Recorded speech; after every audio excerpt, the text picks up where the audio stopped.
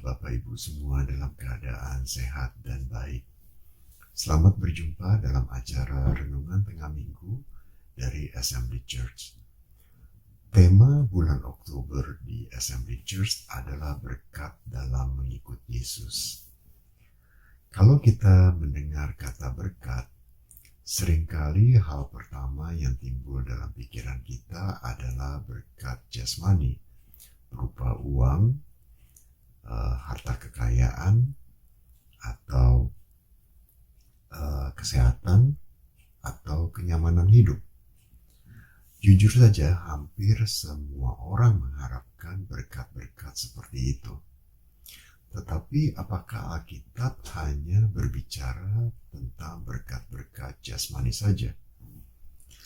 Dari beberapa khotbah di bulan ini kita sudah mendengar bahwa berkat yang Tuhan janjikan itu tidak terbatas hanya pada berkat-berkat materi saja. Di minggu yang pertama, Pastor John telah menyampaikan firman Tuhan tentang berkat berupa topangan beban bagi beban kita. Dan di hari Minggu yang lalu, Pastor Arif telah memberikan firman Tuhan tentang berkat kemerdekaan di dalam Tuhan Yesus. Di minggu-minggu mendatang, kita akan mendengar berkat-berkat yang lain yang Tuhan telah atau akan berikan kepada kita. Sebelum kita merenungkan lebih lanjut, mari kita berdoa terlebih dahulu. Tuhan Yesus, terima kasih untuk kesempatan yang Tuhan telah berikan pada kami saat ini untuk mendengarkan dan merenungkan firman-Mu. Tuhan, kami mohon pimpinan dan hikmat dari Roh Kudus, supaya hati dan pikiran kami boleh terbuka dan menerima rema dari kebenaran firman-Mu. Ubahlah hati dan pikiran kami, Tuhan, supaya kami dapat mengerti kehendak-Mu dan melakukannya dalam hidup kami. Di dalam nama Tuhan Yesus kami telah berdoa. Amin. Saudara, betapa sering kita membatasi berkat Tuhan dengan pengertian yang ada di dalam hati dan pikiran kita. Kita sudah tahu bahwa Allah itu maha besar, Allah itu maha kuasa, Allah sanggup memberkati kita, tapi seringkali pemikiran kita hanya berfokus pada berkat jasmani saja untuk memenuhi kebutuhan kita saat ini. Saya pun seringkali berpikir demikian, dan rasanya hal ini lumrah, bahwa selama kita hidup kita memerlukan makanan, pakaian, tempat tinggal, atau hal-hal lain yang esensial untuk kelangsungan hidup ini. Tapi kita juga seringkali mengkaitkan berkat ini dengan keinginan-keinginan kita yang lain yang tidak mutlak diperlukan untuk menjalani hidup ini. Tuhan berjanji akan memenuhi apa yang kita perlukan, bukan apa yang kita inginkan. Apalagi kalau yang kita inginkan itu tidak sesuai dengan kehendak dan rencana Tuhan. Tuhan sudah tahu keperluan kita bahkan sebelum kita memintanya. Kalau kita kembali kepada tema bulan ini, berkat dalam mengikut Yesus, janganlah kita hanya berfokus pada kata berkatnya saja. Tapi juga kita harus lihat bagian yang kedua dari kalimat itu, yaitu mengikut Yesus. Jadi ada syaratnya, yaitu kita harus mengikut Yesus. Apakah kita sudah mengikut Yesus dengan setia dan dengan benar pada waktu kita mengharapkan atau meminta berkat Tuhan? Tidak mudah untuk mengikut Tuhan Yesus. Bahkan Tuhan Yesus sendiri juga mengatakan di dalam Lukas pasal yang ke-9 ayat yang ke-23, Katanya kepada mereka semua, setiap orang yang mau mengikut aku, ia harus menyangkal dirinya, memikul salibnya setiap hari, dan mengikut aku. Kedengarannya berat ya. Apakah kita mampu melakukannya dengan kekuatan kita sendiri? Saya rasa tidak. Tapi jangan khawatir, karena Tuhan Yesus telah menjanjikan Roh Kudus yang akan menolong dan memampukan kita untuk melakukan perintah Tuhan ini. Walaupun kita masih dalam proses atau belum berhasil menjadi pengikut Tuhan Yesus yang benar, tetapi Tuhan tetap memberikan berkat-Nya kepada kita. Hal ini dikarenakan kasih Tuhan yang besar kepada kita. Tidak ada tindakan atau perbuatan kita yang mampu untuk menambah atau mengurangi kasih Tuhan kepada kita. Jika saudara dan saya pada saat ini masih dapat bernafas dengan bebas dan dengan gratis, bukankah ini salah satu berkat Tuhan yang berharga bagi kita? Kita seringkali menganggap hal-hal seperti nafas ini adalah hal-hal yang sepele atau yang biasa, atau kita take it for granted. Sampai kita mengalami sendiri atau kita melihat orang lain yang harus membeli tabung oksigen untuk membantu pernafasannya. Berkat-berkat apalagi yang sering kita lupakan atau sepelekan dalam hidup karena kita anggap biasa-biasa saja. Salah satu berkat rohani yang mungkin kita anggap tidak terlalu penting adalah damai sejahtera. Tuhan Yesus menjanjikan berkat damai sejahtera bagi kita. Mari kita baca di dalam Yohanes pasal yang ke-14 ayat yang ke-27, di mana Tuhan Yesus berkata, "Damai sejahtera kutinggalkan bagimu, damai sejahteraku kuberikan kepadamu. Dan apa yang kuberikan tidak seperti yang diberikan oleh dunia kepadamu. Janganlah gelisah dan gentar hatimu."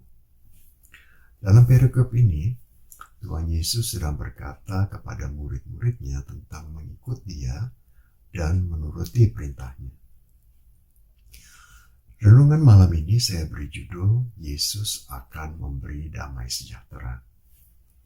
Dalam keadaan dunia saat ini yang tidak menentu, tidak ada kepastian, di mana kita sering merasa takut, khawatir, bingung, dan memikirkan hal-hal negatif atas masa depan kita, kita memerlukan damai sejahtera lebih lagi. Mengapa damai sejahtera ini penting bagi kita? Ada dua hal yang saya mau bagikan kepada saudara malam ini. Yang pertama, damai sejahtera ini penting untuk kepentingan kita pribadi. Damai di dalam bahasa Ibrani adalah rene, yaitu keadaan istirahat, kesunyian, tenang, ketentraman, tidak ada kemarahan atau kepahitan. Jadi secara umum menyatakan keberadaan atau well-being yang sempurna. Menurut sebuah artikel dari sebuah sekolah kedokteran di Amerika, rasa marah yang kronis itu akan membuat kita selalu dalam posisi siap untuk berkelahi atau ingin berkelahi. Hal ini mengakibatkan perubahan dalam detak jantung, tekanan darah, dan kekebalan atau imun tubuh kita. Perubahan-perubahan ini akan menyebabkan peningkatan risiko depresi, sakit jantung, diabetes, dan kondisi-kondisi kesehatan yang lain. Sebaliknya, rasa memaafkan akan menenangkan atau menurunkan level stres dan meningkatkan kesehatan kita. Dan ini akan memberikan rasa damai sejahtera bagi kita. Mungkin kita tidak menyadari bahwa keadaan rohani dan mental kita itu mempengaruhi kesehatan jasmani kita. Tuhan Yesus adalah Raja Damai yang akan memberikan damai kepada mereka yang menerimanya sebagai juru selamat pribadi. Jadi, kalau kita mengikut Yesus, maka damai sejahtera itu akan diberikan kepada kita. Kalau kita ingat kembali, bagian yang kedua di tema bulan ini adalah mengikut Yesus. Sebagai pengikut Yesus, maka kita harus mengikuti perintah firman-Nya. Antara lain yang terdapat di dalam Roma 12 ayat yang kedua yang berbunyi, "Janganlah kamu menjadi serupa dengan dunia ini, tapi berubahlah oleh pembaruan budimu, sehingga kamu dapat membedakan manakah kehendak Allah, apa yang baik, yang berkenan kepada Allah, dan yang sempurna." Salah satu perintah yang kita dapatkan dari ayat ini adalah untuk memperbarui budi kita, atau dalam terjemahan bahasa Inggris, change your mind. Mari kita minta pimpinan Roh Kudus untuk memperbarui budi kita. Untuk mewujudkannya, kita bisa melakukan apa yang tertulis di dalam Filipi pasal yang keempat, ayat yang ke-8 sampai yang ke-9 yang mengatakan, "Jadi akhirnya saudara-saudara, semua yang benar, semua yang mulia, semua yang adil, semua yang suci, semua yang manis, semua yang sedap didengar, semua yang disebut kebajikan dan patut dipuji, pikirkanlah semuanya itu. Dan apa yang telah kamu pelajari, dan apa yang telah kamu terima, dan apa yang telah kamu dengar, dan apa yang telah kamu lihat padaku, lakukanlah itu. Maka Allah, sumber damai sejahtera, akan menyertai kamu." Bukankah hal-hal dalam ayat ini akan menggantikan rasa marah, rasa iri, rasa dengki, permusuhan, dan hal-hal negatif lainnya yang merampas kedamaian dari dalam hati kita? Dan yang terutama dari ayat ini, Allah yang sumber damai sejahtera akan menyertai kita.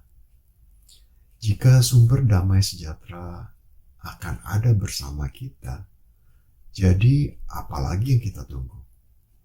Ikutlah Yesus Raja Damai dan mintalah damai yang Ia janjikan. Maka saudara dan saya akan menikmati damai sejahtera yang melampaui segala akal, dan bonusnya adalah berkat kesehatan rohani dan jasmani bagi kita secara pribadi. Hal kedua yang yang penting dari damai sejahtera adalah secara komunitas. Damai sejahtera secara komunitas.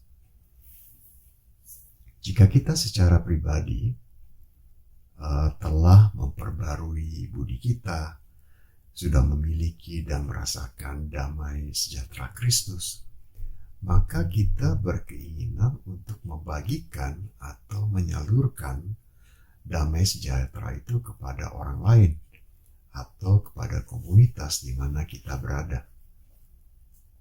Hal ini bisa di dalam keluarga kita, di dalam gereja, atau di dalam connect group, atau di tempat kita bekerja.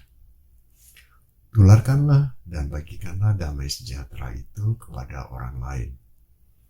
Perkenalkanlah mereka yang belum percaya kepada Tuhan Yesus, Sang Raja Damai, agar mereka juga dapat merasakan damai sejahtera Allah secara pribadi. Jika komunitas kita terdiri dari pribadi-pribadi yang telah memiliki damai sejahtera Kristus, bukankah perselisihan atau perkelahian bisa dihindari atau cepat bisa diselesaikan? Bahkan dalam skala komunitas yang lebih besar, peperangan mungkin tidak akan terjadi. Mari kita mulai atau kita lanjutkan proses untuk menjadi pengikut Yesus yang taat dan setia dan memperoleh berkat damai sejahtera Allah. Dua hal inilah yang saya ingin bagikan malam ini agar kita dapat menikmati berkat damai sejahtera Allah baik secara pribadi maupun secara komunitas. Amin. Selamat malam Bapak dan Ibu Saudara semua. Selamat menikmati berkat-berkat yang Tuhan telah janjikan dan sediakan bagi kita anak-anaknya.